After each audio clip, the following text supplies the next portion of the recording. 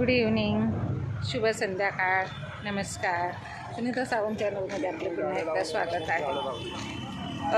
Evening walk आहे आजचं आपलं. इकडे ही झाडं बघा ना कशी अर्धी रोडवरच लागतात ताई. लोकांचं काय होतं, लोकांना की नाही म्हणतात ना आता राज्य कोणाचं आहे BJP वाल्यांचं आहे ना. तर हे असं पण असू दे, ह्याच्या बरोबरीनं चालायला मजा येते अशी. तर अशी सर्व रोडवरच झाडं लावली ते बरीच म्हणजे बरेच दिवस झाले. इकडे काय गाड्या नसतात म्हणून काही प्रॉब्लेम नाही. मुंबईला असं काही लावू देणार नाहीत तुम्हाला. मुंबईला असं काही कुठे काही जागा तरी असते. गार्डन एक रस्ता क्रॉस करूया. इकडे हे खूप चांगलं आहे, काय बोलतो झाडं झुडपांचं नर्सरी. मला नर्सरी खूप आवडते कारण चालता चालता छान छान झाडं आपल्याला दिसतात ना. काय नवीन आली ती बघा, खूप छान छान झाडं आहेत. स्टँड तर भारीच असतात ते. मला खूप अशी स्टँड यांचे यांनी पण बघा कसं फुटपाथ कवर केले. बघा बोलणार कोण कोणाला, सरकार कोणाचं BJPचं. त्या दिवशी इकडून मी एक तुळस नेली, काय माहिती काय झालं तिला.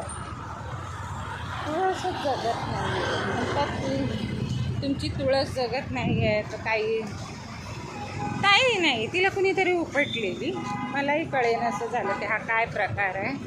ही तिसरी नर्सरी आहे. या लाईननं खूप नर्सऱ्या आहे.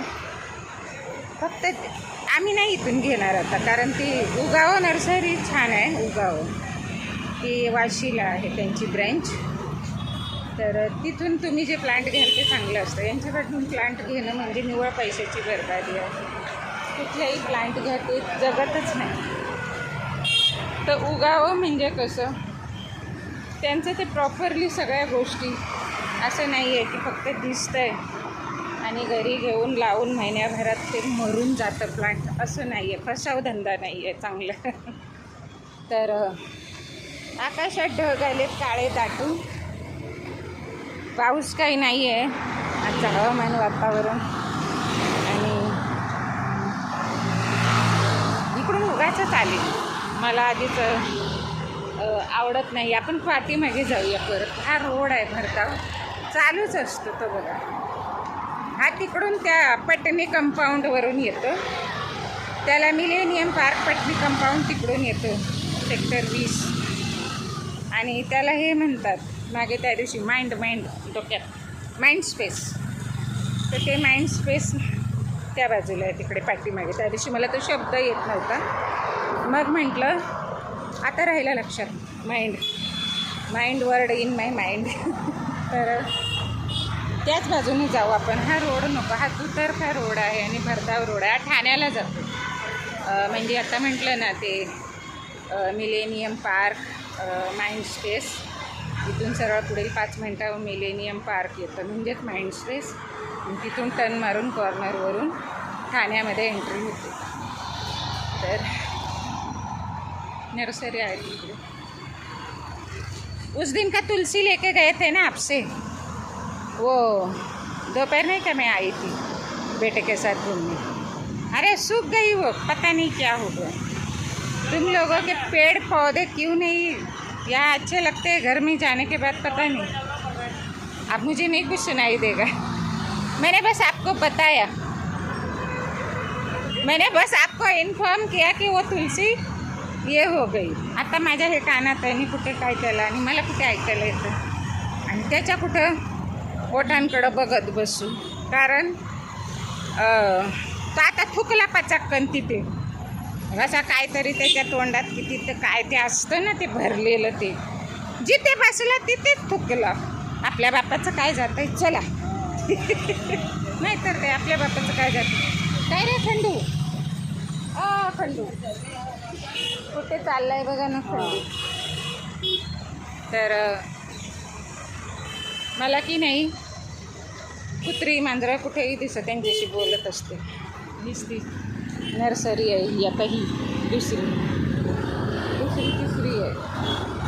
या लाईनने तुम्ही कुठेही पुढे जाल ना तर तुम्हाला इतक्या साऱ्या नर्सरी दिसतील. हे बघा गाड्यांची गर्दी बघा. चौराहा आहे हा, इकडून 2 आणि इकडून. आता थांबलाय लाजत चालतंय. चल बघा काय आता कसं आहे, आमच्याकडे भारी रस्ते मोठे असतात त्याच्यामुळे की नाही लोक अगदी लाजत चालतात. तर आम्ही असं स्लो चालणार आहे नक्की नाही म्हणतो का अरे बाबा लाजत चालला. तो काय तो लाजत चाललाय गेला. तर जरा इकडून असं पुढे गेलं की बाद झालं आपलं. एकच असं वळसा वेढा मारून यायचं. तर आज मी न्यूज बघत होते, आदिवासींचे फार हाल आहेत हो, सगळ्यांचेच हाल आहेत. आणि आपल्या महामहिम राष्ट्रपती द्रौपदी मुर्मूजी साड्या काय टॉप घालतात. तर इतक्या सुंदर साड्या घालतात ना त्या, फारच छान साड्या घालतात. बुटं पण लय भारी असतात राव त्यांची. हो का, हे आमचे बुट लय भारी घालतात. तेच म्हणते एवढ्या राष्ट्रपती महिला आहेत. मोदी सरकारमध्ये दबावाखाली असतील ते. तर मोदी सरकारमध्ये दबावाखाली असल्या कारणानं काय बिचाऱ्या करतील. त्यांच्या समाजाचे असे हाल, समाजाचे आदिवासी समाजाचे हाल म्हणजे कसं की जमिनी त्यांच्या वनजमिनी वगैरे मोठमोठ्या उद्योजकांना देतात ना. उद्योजक कोण? गुजराती लॉबी ना. तर काल रात्री मला ना पाया गुडघ्याची इथे टिक असं व्हावी होत होतं. तर म्हटलं जरासं थोडासा माझा एक असा स्पेशल अंड्याचं बनवलेलं तर ते मसाला संपलेला. तर कुठला तुम्हाला सांगते, मॅगी मॅजिक मसाला, त्याची टेस्ट छान असते. तर म्हटलं मी जाते मुलांना पटकन घेऊन येते. तर बोलले कशाला तू, मी आणून देतो. इथे खाली 5 मिनटात उतरलं. तर म्हटलं अरे नाही, गुडघा जरा तेवढा तो गुडघा ठीक होईल. मग गेली आणि तर झाला ठीक लगेचच. 5 मिनटाचं मी खाली तिथे वाण्याकडे गेले आणि घेऊन आली. ते गुरुकुलवरून एकदा आणलेलं. तर त्यावेळेला ते कसं एकदम ते त्याच्यामध्ये 100 रुपये 60 रुपयाचे पॅकेटाचे 2 प्रकार असतात. तर झाडं झुडपं तोडून किती दिवस झाले असतील, झाडांची पानं सुकली. एकंदर मला असं वाटतं की 8-10 दिवस झाले असतील. 8-10 दिवस नसतील. मी आत्ता गेल्या आठवड्यात फेरी मारली तेव्हा नव्हतं. तसंच ठेवलं हे बघा. तर आमच्याकडे ना असंच आहे. आता मी की नाही बोलत नाही, पहिला रस्ता क्रॉस करतो कारण गाड्या बघा फार जवळून जातात. तर जवळून जायला की नाही मला पास व्हावं लागणार आहे. चला पास होऊया. तर इकडे गाडी आहे ना त्याच्यामुळे गाड्या लावलेल्या आहेत ना, पास व्हावं लागतं. आता मी इकडे टर्न मारते. हां बघा, तर असं त्या गाड्या लागलेल्या असतात ना, मग त्याच्या बाजूनं कसं यायचं बरं. इकडं फुटपाथवर पण हे आहे मग मारा गाड्या अंगावर येऊन. तर किती भरधाव रोड असतं. संध्याकाळच्या दिवसात एवढा नसतो. आमचं शहर संध्याकाळी जागा होतं. दिवसभर झोपा काढतो आणि संध्याकाळी आमचं शहर जागा होतं. तर चला आपण फुटपाथवरून चालूया. फुटपाथ तरी कुठं आहे चालायला बाई, फुटपाथ पण कवर केली. ते बघा तिकडे इकडे फुटपाथवरून चालायला झाडं बिडं पडली तर मरायचं फुकटचं, कोणाचं लक्ष नाही. फुटपाथवरून हीच चालायची भीती वाटते कारण आमच्याकडे पण झाडं ना फार जुनी झालेली आहे. सर्वेक्षण करायला हवं झाडांचं सुद्धा. हे पण बघा ना फार झुकलं आहे. त्याच्यामुळे झाडांच्या खालून की नाही चालायला हे येते, काय म्हणतात ते चालायला, डोळा मारते. चला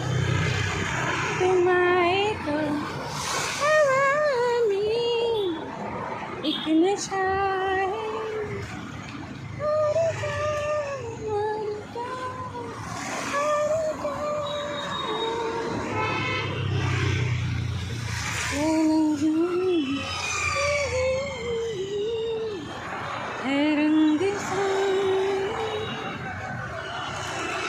ते आमच्या मांजरीचं म्हटलं ना, मांजरी फार्म, तर मी म्हटलं मांजरी म्हणजे कॅट, मांजर मराठीतून म्हणजे बिल्ली ना, तर ते बोलले की बिल्ली नाही, मांजर मराठीतून बिल्ली नाही, कॅट नाही, मांजर म्हणजे मंजिरी. मंजिरी मंजिरी इज मंजिरी इज संस्कृत शब्द आहे. मंजिरी म्हणजे फुलांचा गुलदस्ता, फुलांचा गुच्छ किंवा जे धान्य असतं ना, त्या धान्यांचा असा गुलदस्ता म्हणजे मंजिरी. तर ते पेशव्यांनी की नाही पुण्याच्या खानपानासाठी ते मांजरी फार्म, ते मांजरी हे कृषी जागा होती. म्हणजे मोठे मोठे शब्द कसले माझ्या लक्षात राहतात. आपण जरा वरूनच जाऊया. ते म्युझिकवाले आहेत, चांगलं आहे म्युझिक शिकायला. काय नाही की काय, हां म्युझिक इन्स्टिट्यूट आहे, काय काय ते शिकतात, पियानो वगैरे मुली. माझं फार आवडीचं आहे ना म्युझिक. तर ती मांजरी. मग आम्ही पत्रावर गावी इकडे मुंबईला आलो तरी आम्ही पत्र लिहायचो. तर पत्रावर लिहिताना कसं होतं, त्या काळाला आंतरदेशीय पत्राच्या आधी साधी पिवळी पोस्ट कार्ड होती. गाड्या थांबल्यात बघा किती. तर हा इकडून असा आता मुलुंड ऐरोली ब्रिजला जातो, इकडे पाटी ठाण्याला जातो. तुम्हाला म्हटलं ना ते पटणी कंपाऊंड. तर मांजरी फार्म म्हणून लिहिलं जायचं. मांजरी फार्म, तालुका हवेली, जिल्हा बुद्रुक, पुणे वगैरे असं काही नाही, मांजरी खुर्द, मांजरी तालुका. तर ते पटलं मला की खरंच. तर ते तुम्हाला मी काय सांगत होते की ते जे 12 मिनटंचा व्हिडिओ झाला की मला फार वाईट वाटलं की फार सुगंध छान यायचा. तुम्हाला माहिती आहे हिरवीगार शेती आणि हिरव्यागार शेतीची सुगंध किती छान असते. माळावर आम्ही तिथे पाणी प्यायचं नदीचं, पाटातून यायचं. भोलेनाथ लिफ्ट होतं त्या काळात आमच्या मांजरी गावात, आणि त्या लिफ्टचं पाणी आमच्या नदीला नदीचं आमच्या शेताला यायचं सगळ्यांच्या. तर ते छोटं होतं गाव. खुर्द म्हणजे छोटं आणि बुद्रुक म्हणजे मोठं.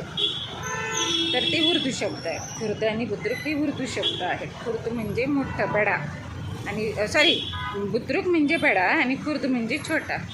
खुर्द. तर तिथे ते गोदरेजांनी ते जागा घेतलीच कशी, कारण ती सगळी हे आहे ना, ॲग्रिकल्चर लँड असतो ना. तर मग ॲग्रिकल्चर लँडवर अशा बिल्डिंगी बांधून तुम्ही महाराष्ट्रात लोकांना आवभगत केली. आपले कमी लोक, आपले कायला, आपल्या जमिनी, आपली घरं आहेत, प्रत्येकाचे आपापले गाव आहेत. आपलं इथले स्थानिक आहोत. मुंबई, पुणे, नागपूर, जे काही अख्ख्या महाराष्ट्रातले आपण स्थानिक आहोत. आपलं गावाला घर असतंच, आणि एक आपल्या स्वकमाईचं आयुष्यभर मरून एक आपण आपले फ्लॅट वगैरे घेतो. मुंबईसारख्या ठिकाणी, पुण्यासारख्या ठिकाणी, नागपूर, हडपसर, ज्या जिल्ह्यात, ज्या तालुक्यात जिथे एक असं तालुक्याचं गाव असतं, तिथे जरा आपल्याला असं रश असतो, सगळ्या वस्तू असतात, तर जरा बरं वाटतं. तर तिथे एक घर असतं ना प्रत्येक नागरिकाचं, प्रत्येक राज्यातल्यांचं. मग कशाला तुम्ही आवभगत करून दुनियाभराची गर्दी जमवून घेताय? तर ते मी आईला ते विचारलेलं की अगं मलाही तुम्ही आता इथे मी तुमची जागा कशाला घेऊ? मी घेतली तर विकत घेईल ना, मी माझा फ्लॅट वगैरे घेईल. पण आई मला ते आवडणार नाही की इथे शेती होती, इथे ऊस लागायचा, इकडे मेजर साहेबांचा 70 एकराचा माळ होता तो, आणि आता तिथे मी राहते. तर काय करणार? ते मला नाही आवडत. शेती तर म्हणजे आपल्याला असं कसं वाटतं ते की आपल्या डोळ्यांना आपण जिथे खेळलो असं, म्हणजे ते खूप माझ्या डोक्यात खूप आहे, खूप. मी म्हणजे एक भारतच आहे असं समजा. तर ते मला असं मी म्हटलं मी नाही घेत तिथे, जाऊ देत, आपलं हाय ते बरं आहे, मुंबईत एक घर बस झालं कशाला. तर दुसरी गोष्ट अशी की असं आपल्याला असं बरं नाही वाटत गावांचं असं शहरीकरण व्हावं, पण तुमचं पुरतं. जसं की तुमचं एक छोटंसं घर आहे, साधं घर आहे, आणि तुम्ही ते 3 मजल्याचं बांधले की तुमचे कुटुंब वाढले, तर तिथपर्यंत ठीक आहे. पण ते लोक असे ॲग्रिकल्चरच्या जमिनी विकू लागलेत आणि मोठमोठ्या बिल्डरांना ते द्यायला लागले. मग तुम्ही पुढे कुठे जाणार? तर मग ते 20 वर्षापूर्वी या गोष्टी घडल्या. मग आता ऊस कसा लागणार आणि ऊस नाही लागला तर साखर कशी निर्माण होणार सांगा बरं. तर हे असे सगळे कारखाने वगैरे बंद केले गेले. या सगळ्या गोष्टी मुद्दाम जाणून बुजून केल्या गेलेल्या आहेत. तर असेच पाहत राहा. आवडल्यास लाईक करा. मी आता इथून टर्न मारून अशी तिकडे आपल्या घरी 19ला जाणार आहे. हे 19चाच कॉर्नर आहे. तर सांगत होते की विशेष करून ना आम्हाला हे सगळं आवडलेलं नाही आहे म्हणून मी गावाला जातो. आपण आपल्या गावाला तर कसं आपल्याला शेतात जायचं असतं. ऊसाचं शेत सगळे तिथे भुईमूग लावलेलं असतं. वेगवेगळे फ्लावरचं शेत. मी लहानपणी फ्लावरचं शेत पाहिलं आहे. असं खाली जमीन फ्लावरचे असे गड्डे पाण्यात लपलेले असतात बघा. ते कोबी भुईमूग उपटलेला आहे लहान वयात. हिरवगार नदीचं पाणी मी पिलेली आहे. नदीत डुबलेलो आहोत, पोहलेलो आहोत. माझा भाऊ तर नदी पार करायचा माझ्या आधीचा. आणि आम्ही तर म्हणून आम्ही इकडे काय आलो की त्यावेळेला त्या ब्रिजसुद्धा नाही आणि अजूनही नाही आहे, साधाच आहे. पण आता नदीचं गटार केलं आहे त्या मातेला तर ती कशाला दुथडी भरून वाहते. कधी जर झालं काय आलं तर सगळे मरून जातील किनाऱ्याचे. कारण होईल कधीतरी काहीतरी. असं होऊ नये पण एवढं जर दुरावस्था केली तर निसर्ग येतोच ना. जसा समुद्र त्याची पातळी सोडत नाही पण कधीतरी सोडावी लागते तर तसंच नदी पण आहे ना. कधीतरी तिने तिची पातळी सोडली तर कसं व्हायचं हे गाई. अरे बघा. तर आता कॉर्नरला आले मी 19च्या. मला अद्रक घ्यायचं. अद्रक संपले. बघते चालता चालता 17 मिनटं झाली.